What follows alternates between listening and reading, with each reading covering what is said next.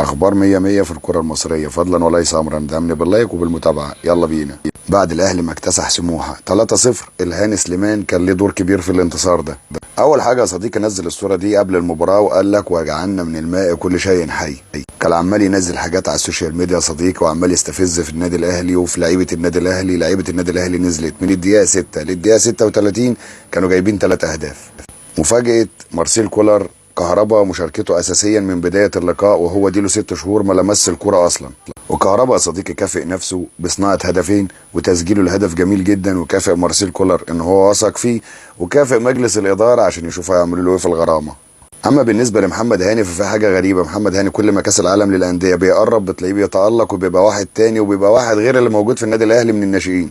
كهربا يا صديقي عرف يعني ايه الهاني سليمان الكره سخنه او متكهربه لان فيها فولت عالي.